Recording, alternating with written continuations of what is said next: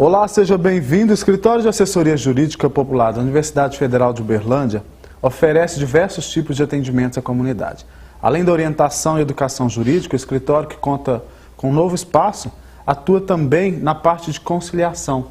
Para a gente saber um pouco mais sobre esses trabalhos, desenvolvidos por esse escritório e quais são as pessoas aí envolvidas nesse processo, a gente convidou a professora Neiva Flávia, ela que é coordenadora do projeto. Professora, muito obrigado pela presença. Isso, um prazer estar aqui, falar com o pessoal, explicar um pouquinho como é que a gente funciona. Agradeço muito o convite seu, viu? Professora, esse escritório ele funciona desde quando e qual que era a ideia inicial de quando ele foi criado? Olha, na verdade, ele nasce como assistência judiciária, ele nasce lá nos idos de 69, então ele é muito antigo e a ideia era um local para que os alunos do curso de Direito estagiassem. Na verdade, lá nesses idos, você nota também um caráter muito propagandista do próprio governo militar que tinha à época, que era um governo assistencialista. Então as pessoas iam lá, entregavam sua causa e nem sabiam o que é que acontecia com as suas demandas, né? Ele nasce nesse formato. O tempo vai passando, obviamente a gente passa pelo processo da democracia e isso trouxe uma consequência, que é reformular o tipo de atendimento jurídico que a gente dá à comunidade e o tipo de estágio que a gente oferece aos alunos. Então hoje a gente já não entende isso como assistencialista, mas a gente entende como um assessoramento para que as pessoas e as comunidades alcancem a sua emancipação jurídica, né? Conquistem os seus direitos e cumpram os seus deveres. Então hoje o olhar é diferente. É um olhar no qual as pessoas participam da solução da questão que elas apresentam. E não é mais aquele olhar de, eu faço por você porque você não consegue fazer. Professora, esse escritório atende várias áreas dos direitos, né? Quais são elas? Olha, nós atendemos muitas demandas e é óbvio a gente quer sempre ampliar. Nós temos um atendimento mais, digamos, geral, que é um atendimento que recebe as demandas que chegam até nós, né? As pessoas que procuram, o escritório que tem ali uma entradinha pela Sigismundo Pereira. E a primeira, digamos, atividade nossa para essas pessoas, que é chamada demanda individual, é a conciliação. Então as pessoas nos procuram com as suas questões e nós tentamos conciliar com a parte adversa do caso. Se a gente pudesse exemplificar, que tipo de demanda? Posso te dar um exemplo. Chega lá, por exemplo, uma mãe que quer receber a pensão para o seu filho menor. Então o que a gente faz? Entra em contato com esse pai e aí começamos um processo de negociação. A mãe às vezes fala, eu quero um salário mínimo. O pai fala, mas eu não posso, porque eu estou sem trabalho, eu consigo pagar menos. Olha, vamos ver se a gente não acerta isso, faz um período desse valor, depois amplia. Então a gente vai negociando aí com as partes para chegar a um acordo. Por quê? Porque as partes se comprometem com a solução do seu próprio problema, né? Não somos nós que estamos resolvendo, a gente está resolvendo juntamente com eles. E quando não é possível, aí a gente sim passa para o que nós chamamos de contencioso, que é onde são feitas as ações judiciárias mesmo, para ir buscar resolver o conflito estabelecido. Professora, essa conciliação é um modelo que vem sendo adotado e que vem sendo buscado, inclusive, há muito tempo. Né? Exatamente. Hoje a gente consegue dizer ou consegue afirmar, não só no Brasil, mas no mundo inteiro, que o sistema chamado de justiça pública, de tudo eu procuro judiciário, é um sistema que faliu. Faliu porque ele não deu conta da vazão da demanda, o que era natural num processo progressivo. Então hoje o sistema tem, todos os países do mundo, inclusive o Brasil, fez isso no seu próprio Código de Processo Civil, quase que impõe uma fase conciliatória necessária, né? Você tem que tentar conciliar, porque as pessoas precisam aprender. Nós, no direito, somos uns facilitadores, a gente ajuda a resolver, mas a solução da demanda tem que partir dos envolvidos. Primeiro porque isso é mais democrático, né? Obviamente bem mais democrático, porque uma pessoa me dizer o que eu devo fazer com a minha vida, né? Que é o juiz. Então, esse é um caminho muito bom. E, na verdade, eu te diria que, apesar da conciliação ser uma porta de ingresso nosso das demandas individuais, eu diria que nos nossos projetos está o nosso grande carro-chefe, os projetos especiais que nós chamamos, que nós temos. E nós temos vários, né? Nós temos, por exemplo, o projeto Direito e Religião, que é coordenado pelo professor Rodrigo Vitorino, que busca mapear um pouco como está na cidade a questão das discriminações religiosas e enfrentar e combater, né, para que as pessoas possam ter a religião que entenderem e não sofrer nenhum tipo de discriminação por isso. Temos o projeto do professor Thiago Paluma, que trabalha com imigrantes em situação irregular, que visa regularizar todos esses imigrantes para que eles possam gozar dos direitos no Brasil regularmente. Funciona conosco também a Subcomissão Regional da Verdade, que levanta casos ocorridos de violações em direitos humanos durante o período da ditadura, E os algozes também, né? O que talvez a gente às vezes esquece, se tem vítima, tem o algoz. E temos um projeto também de coletiva, assessoria coletiva, que trabalha com aquelas pessoas, hoje está trabalhando com pessoas que estão irregulares. Elas compraram o bem, pagaram o bem, mas quem comprou não era dono. Então são bairros e bairros da cidade nessas condições. Então eles estão buscando assessorar essas pessoas para elas regularizarem. E o nosso projeto mais recente, né, dois projetos mais recentes, o Projeto Livre, que trabalha com famílias de encarcerados, para falar para os direitos das famílias dos encarcerados. E o segundo projeto, o Acolhidas, que é um projeto montado por alunas da Faculdade de Direito e professoras, nas quais me incluo também, professora Candice e professora Beatriz, e que fez uma parceria com a Copcia para receber as denúncias de assédio sexual e discriminação contra a mulher, seja de alunas, seja de técnicas, seja de professoras ou terceirizadas. E aí nós mesmos vamos instruir esses autos para depois encaminhar a Copcia e acompanhar. E, quando for o caso, para a Polícia Federal e demais órgãos. Se a gente vai detalhar mais adiante um pouco, alguns detalhes, né? Na verdade, a gente vai tentar trazer mais algumas informações sobre alguns desses projetos, mas eu queria que a senhora me falasse quem tem acesso, como que funcionam esses critérios? Tá. Olha, a pessoa, para poder se utilizar dos serviços oferecidos pelo Exajup, ela tem que pertencer ao que nós costumamos chamar de grupo vulnerável. Quer dizer, é aquela pessoa que ela não tem condição de pagar um profissional. Então o Exajup pode oferecer esse trabalho, porque senão, evidentemente, a gente estaria aí ingressando numa concorrência com os profissionais. Então, para verificar isso, nós temos assistentes sociais. Então, o primeiro atendimento da pessoa é pela assistente social, ela faz o que a gente vai chamar de triagem. A triagem é uma verificação da condição financeira, para que a gente possa verificar se ela pode ou não ser atendida pelo escritório. Somente depois é que ela é encaminhada para a conciliação ou para os projetos especiais. Certo, professora. Sobre o projeto que a senhora estava comentando, que envolve assédio, dentro inclusive do campo universitário, Sim, na verdade, sim. né? Ele é o mais recente. Ele é o mais novo. A gente começa efetivamente o atendimento no segundo semestre. E por que esse projeto foi constituído? Eu faço parte da comissão de gênero que a reitoria montou, e no fazer parte da comissão, nós recebemos informação dos órgãos da UFO que não haviam denúncias de assédio sexual, que isso era, não tinha. E isso foi estranho, por quê? Porque nas conversas que nós temos, quando a gente faz palestra ou rodas de conversa com as alunas, é muito alto o nível de denúncias, mas muito alto. Eu falei, mas existe a realidade de um lado e o registrado de outro que não combinam. E a gente começou a entender que o grande problema é porque, principalmente a aluna, mas não só, também a terceirizada, também a professora e a técnica, ela se sente constrangida, né? Por quê? Porque quem a recebe é um homem, não é uma mulher, porque ela vai ser colocada frente a frente com essa pessoa assediadora, porque ela não sabe como instruir o processo, ela não sabe o que precisa.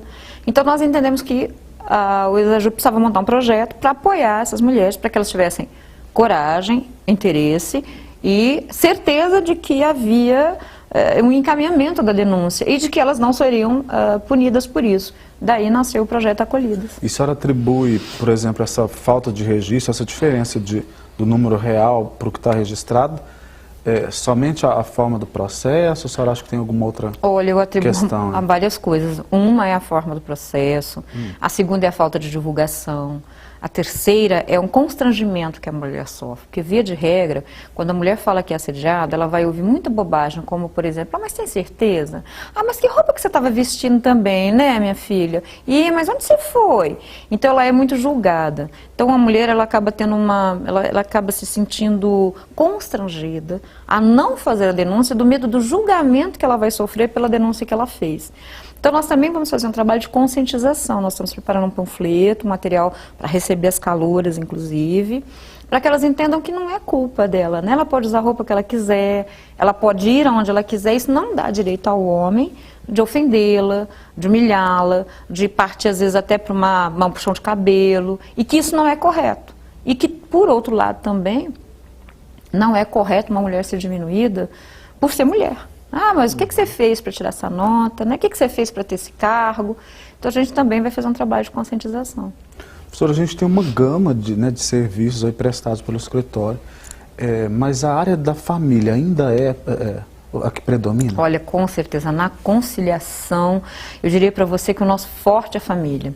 Né? A gente percebe assim, eu me esqueci de um outro projeto fantástico que nós temos, que é o trabalho de enfrentamento ao trabalho escravo também, que está com a proposta, já está mapeando o trabalho escravo na região.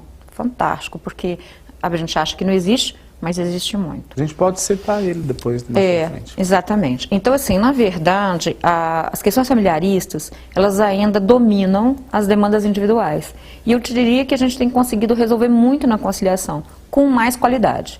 Porque a pessoa acaba participando da solução e isso torna a solução mais efetiva. A senhora citou pensão alimentícia, que é um dos casos que, né, as pessoas mais procuram, mas tem outros, quais são esses? Guarda de filhos, vizinhança, a gente tem bastante, essa questão de uso capião de moradia, as pessoas que moram durante muito longo tempo num lugar e não têm a propriedade, divórcio, inventário, e hoje tem crescido uma demanda muito grande que é chamada de superendividados, são aquelas pessoas que acabaram se embolando e constituíram uma dívida além da possibilidade de pagamento. Então, e muitas vezes também injusta, né? Porque os juros são abusivos. A gente tem muitos casos de juro abusivo.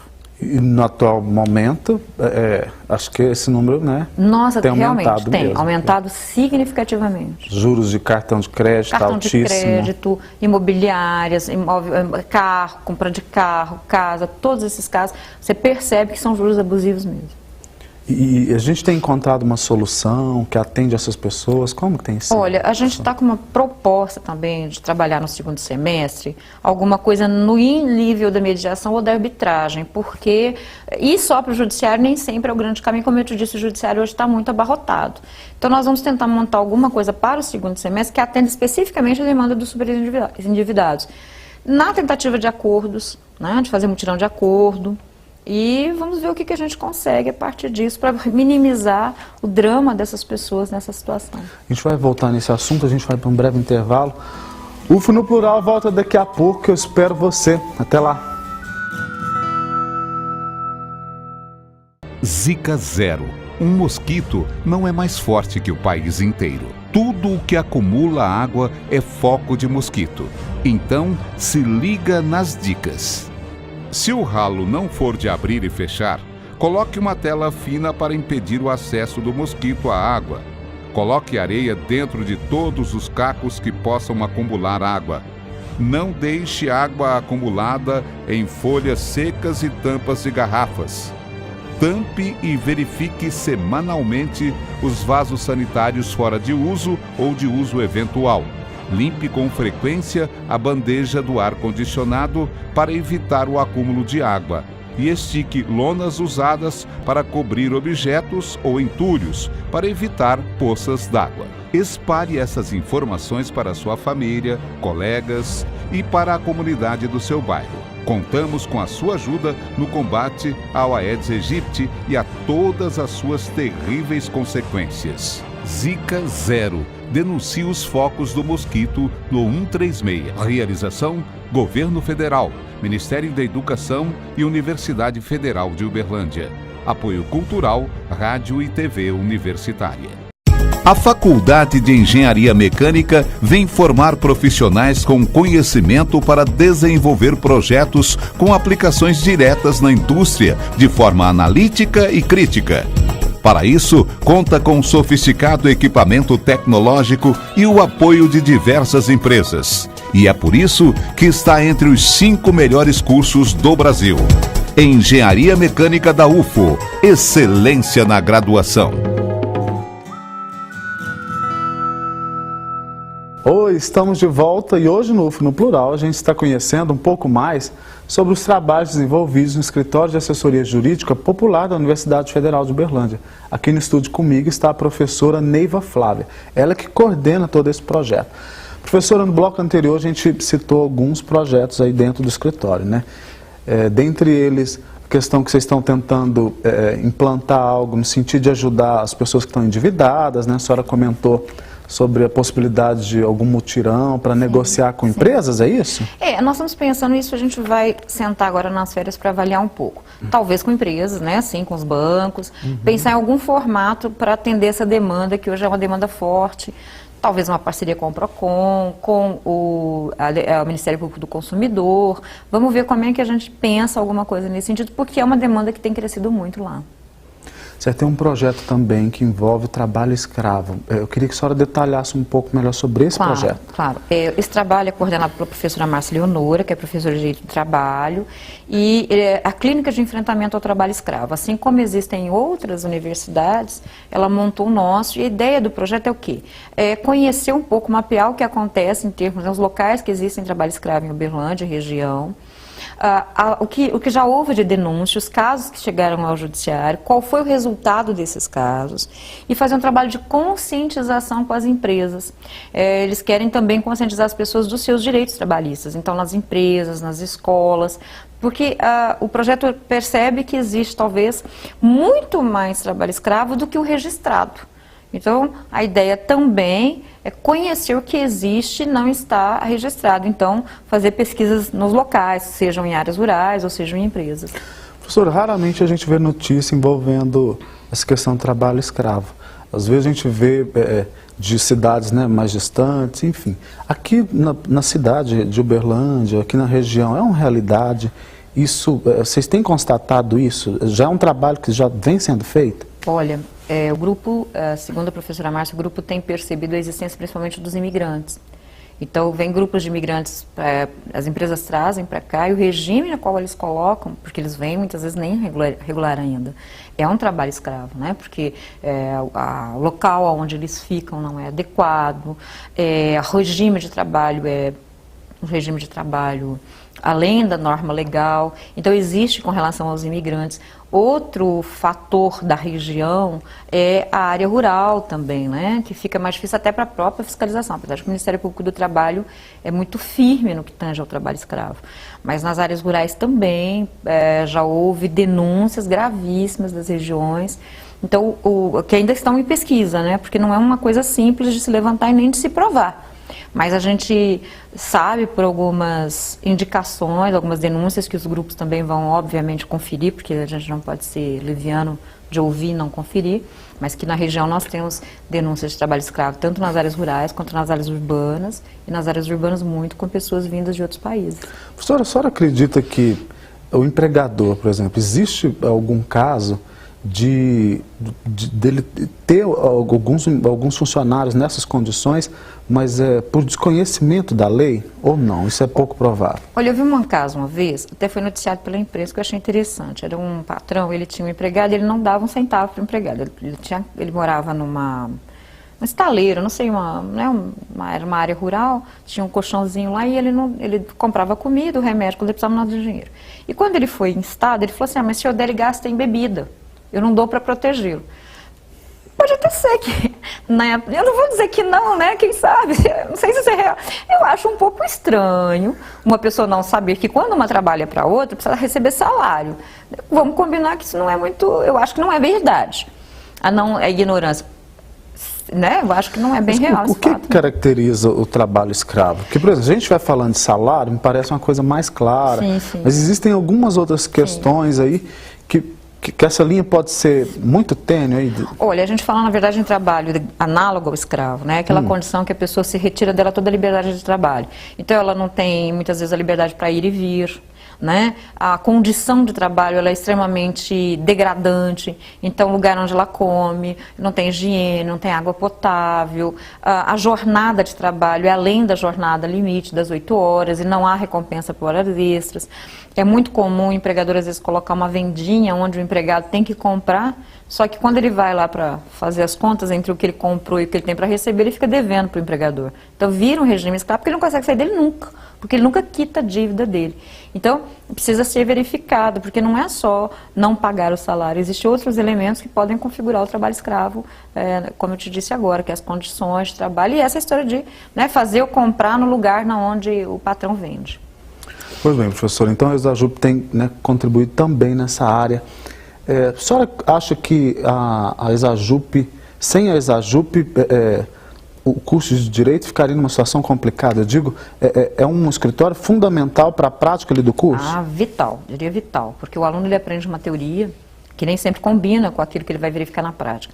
E nem tudo que é preciso que ele veja na prática, a teoria consegue fornecer para ele, né? Então eu vejo, por exemplo, um caso interessantíssimo de um grupo que trabalha com, como eu te disse, com moradores em situação irregular e que estão com uma demanda de um bairro chamado Bela Vista, que é uma comunidade muito vulnerável. No fim, esses meninos se envolveram tanto que eles fizeram campanha de doação para ajudar as famílias e foram até lá entregar as campanhas de doação. Por quê? Porque eles se envolveram. E esse envolver faz com que esse profissional do direito seja um profissional muito mais sensível. Porque ele vai ser um juiz, ele vai ser um promotor, né? Que vai atender essas pessoas depois com as suas causas. Então, não só a parte da experimentação prática, mas a parte da formação humana do aluno da Faculdade de Direito, o ESAJUP é vital para esse aluno. E ele é formado por quantos alunos hoje? Olha, quem colabora lá hoje? Em média, por semestre, 80 alunos, mais ou menos uns 13, 14 professores. E a partir de qual período que esses alunos integram o escritório? A partir do 4º período eles podem começar nos projetos especiais e do 6º período na conciliação e contencioso. Vocês estão num novo espaço esse ano, né? Desde o início do ano, se não me engano. E como que está a adaptação nesse novo espaço? Melhorou muito? No que contribuiu essa mudança? Olha, hoje nós estamos dentro do campus, né? Nós estamos no bloco 5V, que também tem uma entrada pela Sigismundo Pereira, ali próximo ao ponto de ônibus. Não, mudou tudo. O prédio é muito melhor, é um prédio excelente. Eu diria que a gente tem um dos melhores prédios do Brasil em termos de assistência judiciária. É um prédio fantástico, muito bom. Claro que a gente ainda tem probleminhas de equipamento, né? Porque você não consegue ter 100% equipado, mas uma estrutura muito melhor do que a gente já teve. Que permite, então, uma qualidade de atendimento melhor, muito próximo à Faculdade de Direito. Então, isso integrou com a Faculdade de Direito também, permitiu uma integração, integrou com a própria universidade, porque está dentro de um campus. Foi excelente, eu acho que era essencial também que a gente tivesse essa mudança. Professora, em todo esse tempo do escritório, qual que é a avaliação que a senhora faz do trabalho desses alunos, de vocês professores, junto com a comunidade? Olha, primeiro eu vou fazer uma fala para você que veio até do próprio MEC, que nos avaliou recentemente. E que, segundo eles encontraram um dos melhores modelos que eles já haviam visitado. E fomos tidos como um dos bons modelos no Brasil de experimentação de prática jurídica. Então, essa avaliação para nós é boa, nos fez feliz, nos tornou grato. E com a comunidade, eu percebo o seguinte, que a gente tem se inserido mais na sociedade. Então, quando a gente faz esses projetos, como eu te disse, né? Por exemplo, esse que eu te falei da moradia, eles estão atendendo num bairro só 360 famílias ao mesmo tempo. Então, é uma demanda alta que nós não conseguiríamos fazer se fosse caso a caso, mas como é coletivo, a gente consegue fazer. Graças também a uma parceria com o Ministério Público, que a gente precisa registrar aqui, o Ministério Público do Consumidor. Tem sido muito companheiro no sentido daquilo que é da demanda da causa dele, ele nos ajuda a implementar as ações judiciais necessárias, toma as medidas judiciais necessárias. Então, com a comunidade, nós temos percebido que nós estamos nos tornando mais inseridos. A comunidade hoje ela sabe da existência e ela procura, e eu acho que nós estamos dando um retorno melhor, mais qualificado para a comunidade berlandense. Professora, vocês atuam junto com a Defensoria Pública? Tem algum tipo de parceria ou não? Na verdade não, porque a Defensoria ela atende todas as causas e o foco da Defensoria é a comunidade. O ESAJUP tem um foco um pouquinho diferenciado, que não é só a comunidade, mas é pedagógico também, né? Ao mesmo tempo em que eu preciso oferecer um serviço, mas eu também preciso oferecer o aprendizado ao aluno. Então ele tem uma diferença com a Defensoria, que é combinar, né, atendimento com ensino. Então a gente tem no sentido de trabalho, né, de enviar causas, ou quando eles nos mandam demanda, essa parceria, mas eu diria que é uma parceria informal, não é uma parceria formal. Professora, para as pessoas que precisam então do escritório, né, que precisam desse apoio jurídico, vamos reforçar como que elas devem fazer? Bom, quem precisa pode procurar, então, o Escritório de Assessoria Jurídica Popular, a entrada externa para público, ali na João Naves, subindo bem próximo ao ponto de ônibus, agora nas férias, de 4 de julho a 8 de agosto, das 8 às 11h30, porque estamos no período de férias. Isso é de segunda a sexta? De segunda a quinta nas férias. Quando terminar as férias, então a partir do dia 8 de agosto, aí voltamos para o horário normal, segunda a sexta, 8h30 às 11h30, 1h30 às 16h30. E ela tem que lembrar que já compareça com seus documentos para comprovar rendimentos e o seu domicílio e tudo, porque se tiver jeito já passa na triagem e adianta o trabalho. Bem, o UF no Plural vai ficando por aqui. Eu te espero na semana que vem com o próximo programa. Tchau, tchau.